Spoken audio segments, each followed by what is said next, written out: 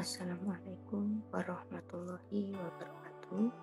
Perkenalkan, saya Awalun Nur Alfia dari kelas 2DD3 akan mempresentasikan tentang pengendalian proses pada bab 4, yaitu respon hasil tuning sistem closed loop.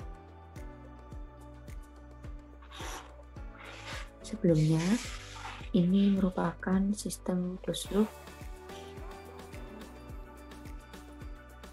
Sistem closed loop sendiri merupakan sistem pengendalian yang menggunakan variabel keluaran berupa PV untuk mempengaruhi masukan sistem, yaitu MV.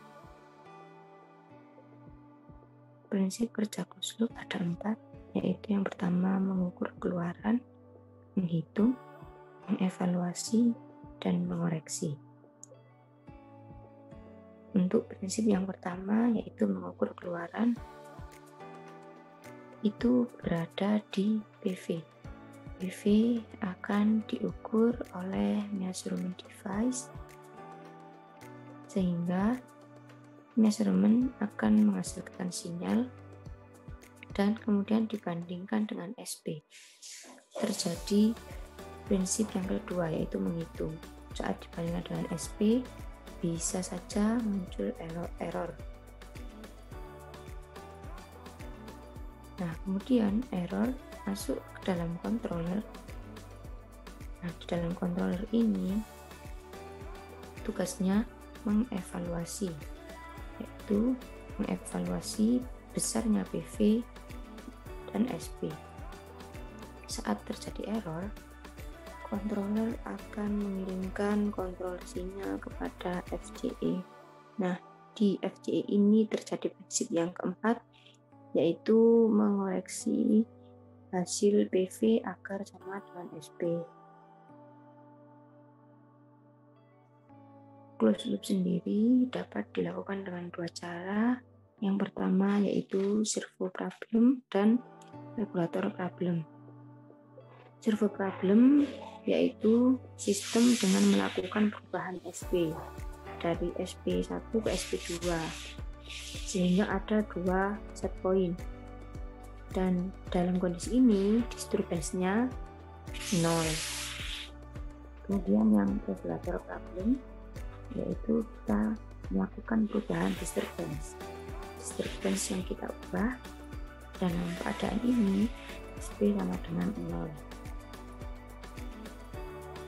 Dalam bab 4 ini, yaitu di sistem closed loop, kita menggunakan controller, yaitu alat yang melakukan perhitungan atau evaluasi nilai error. Evaluasi dari kontrol ini merupakan model matematika berupa penjumlahan, pengurangan, perkalian, pembagian, integrasi, dan diferensiasi. Hasil evaluasi ialah berupa sinyal kembali yang dikirim ke FCE untuk melakukan koreksi.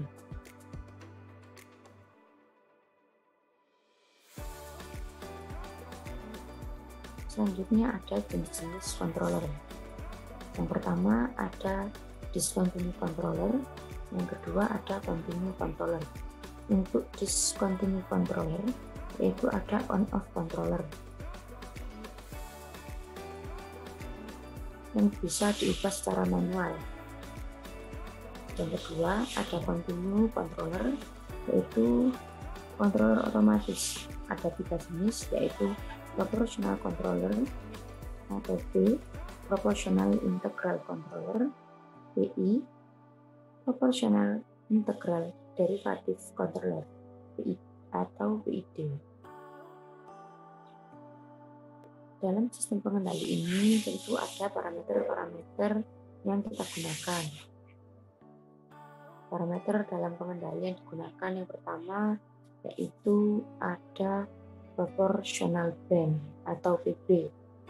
Proportional band ini merupakan jumlah perubahan input atau deviasi yang diperlukan agar output-nya berubah.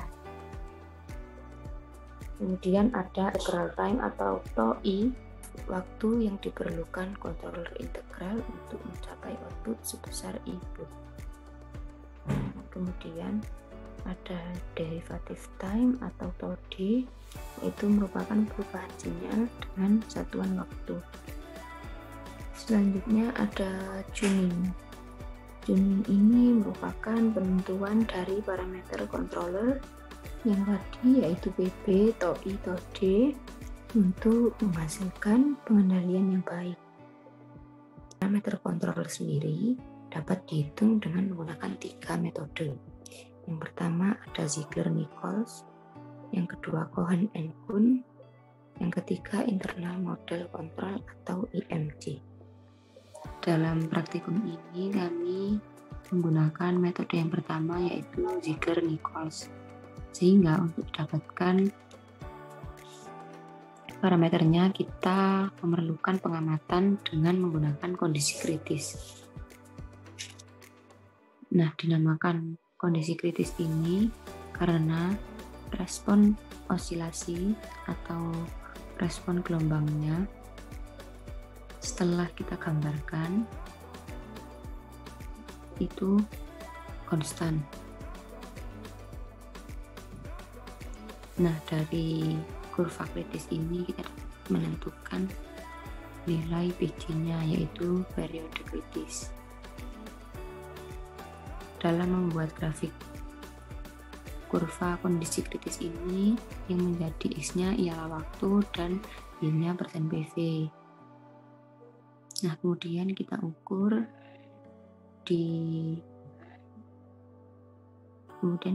untuk periode kritisnya. Periode kritisnya itu terjadi sepanjang 0,5 cm. Jika diubah dalam tatan waktu menjadi 11,9048 sekon. Kemudian kita menentukan nilai PJ berdasarkan grafik yang telah kita buat dan parameter pengendali untuk tuningnya nanti menggunakan metode Ziegler-Nichols. Untuk nilai PBJ-nya ini telah diketahui di atas, yaitu sebesar 4,5, sedangkan PJ didapatkan setelah kita menggambarkan kurva tadi sebesar 11,9048 sekon. Untuk model pengendali P atau proportional controller, kita menentukan harga KC-nya terlebih dahulu, karena pada controller ini yang parameter yang dibutuhkan hanya KC, sedangkan TOI dan TOD-nya tidak ada, sehingga kita menentukan KC yaitu dengan rumus di metode Ziegler-Nichols, yaitu 2 dikali PBJ, dapatkan hasil 9. Kemudian setelah kita dapatkan nilai KC, kita dapat menentukan nilai PB-nya. Nilai PB didapatkan dari 100% dibagi dengan KC. Selanjutnya untuk model PI atau Proportional Integral Controller, yaitu parameter pengendali yang dibutuhkan berupa nilai PB dan TOI.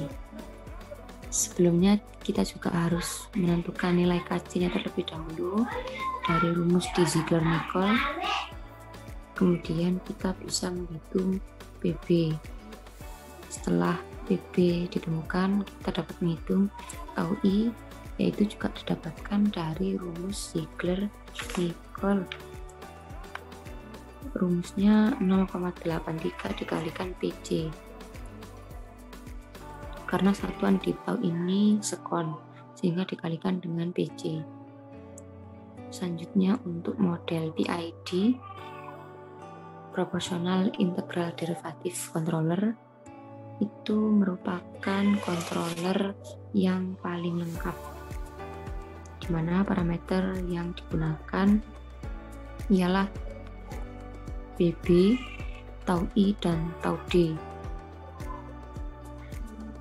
Langkahnya juga sama, yaitu kita menentukan KC-nya, kemudian dihitung PB. Untuk TOI dan TOD-nya juga menggunakan rumus di Ziegler-Nichols. TAU-D di sini merupakan derivative time, yaitu yang berguna untuk mempercepat tanggapan dan memperkecil overshoot. Setelah kita mengetahui kondisi kritis dari setiap pengendalian, kita dapat menentukan di tiap-tiap pengendalinya masing-masing. Seperti contoh berikut ini. Ini merupakan contoh data pengamatan hasil tuning pada pengendali P dengan tipe servo problem, di mana jika menggunakan servo problem kita mengubah SP-nya dari 40% menjadi 45%. Harga PB itu didapatkan dari kondisi kritis karena pengendali yang digunakan adalah B, pengendali yang sangat sederhana, jadi tidak memerlukan nilai TAU-I dan TAU-D-nya. Inilah hasil pengamatan yang telah dilakukan. Kemudian kita juga menggambarkan grafik kurva respon tuning proporsional controller dengan sumbu X-nya berupa waktu dan sumbu Y-nya persen PV. Langkah pertama yang kita lakukan ialah menentukan di mana letak SP1 dan SP2. SP1 tadi 40% berarti di bawah sini, kemudian SP2 45%. Nah, kemudian selanjutnya kita menentukan PV konstan.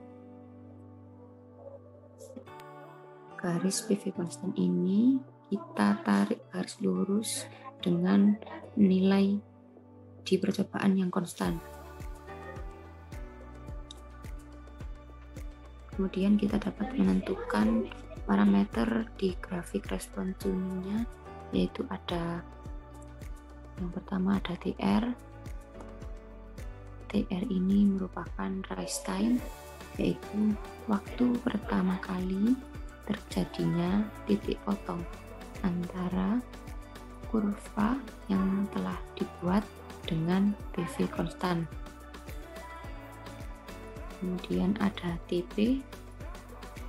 TP ini merupakan time to first peak, yaitu waktu di mana grafik ini mencapai di puncak pertama. Kemudian sebelumnya di TAU-P ini dibagi menjadi dua area, yaitu area A dan area B. Area A ini dari puncak menuju PV konstan, sedangkan area B yaitu dari arah sumbu X ke PV konstan. Nah, kegunaan A dan B ini nanti berhubungan dengan decay ratio dan overshoot. Nah, decay ratio sendiri merupakan perbandingan tinggi puncak kedua ke puncak pertama. Seperti ini. Ini puncak kedua kita beri C, puncak pertama kita beri A, sehingga rumusnya menjadi C dibagi A. Kemudian ada respon time. Respon time ini merupakan waktu untuk mencapai keadaan steady state atau keadaan konstan. Dalam hal ini, saya memilih titik ini dikarenakan pada waktu ini merupakan waktu terlama di mana PV-nya konstan.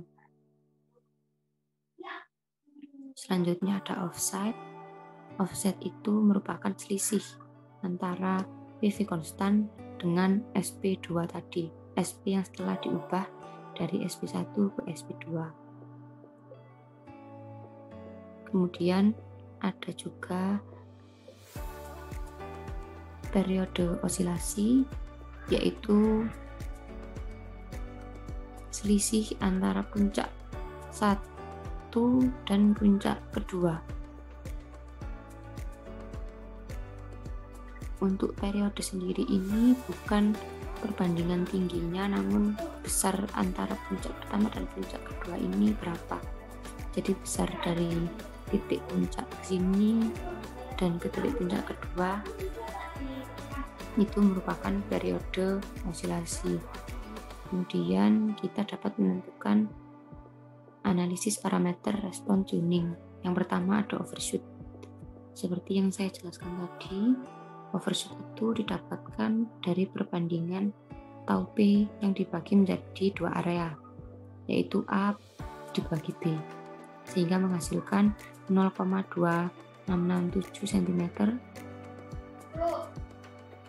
Kemudian ada decay ratio dengan rumus C dibagi A sebesar 0,3 cm. Kemudian ada peak time itu TP, didapatkan nilai 13,33 sekon. Rise time itu didapatkan nilai 6,667 sekon. Kemudian ada respon time-nya sekitar 282,22 sekon. Yang saya jelaskan tadi juga ada period of oscillation, yaitu jarak antara titik puncak kedua dan titik puncak pertama, yaitu sebesar 15,56 sekon. Sedangkan offsetnya yaitu 0,7%. Nah, ini merupakan hasil analisis parameter respon hasil tuning di pengendali P. Yang membedakan dengan kondisi PI maupun PID, salah satu yang sangat terlihat itu dari besar offsetnya. Offset yang dihasilkan di pengendali PI itu sebesar 0,1%, karena jarak antara PV konstan dengan SP2 tidak terlalu jauh. Kemudian di PID juga sama, yaitu yang sangat terlihat jelas yaitu dari nilai offsetnya yang semakin kecil dari PI sendiri dan hampir sama dengan SP. Untuk nilai offsetnya sendiri termasuk 0%, karena kan memang sangat kecil dan sudah hampir mendekati SP. Nah, inilah mengapa PID merupakan controller yang paling akurat digunakan karena menghasilkan nilai PV yang hampir mendekati SP yang kita inginkan. Demikian video dari saya. Semoga bermanfaat. Wassalamualaikum warahmatullahi wabarakatuh.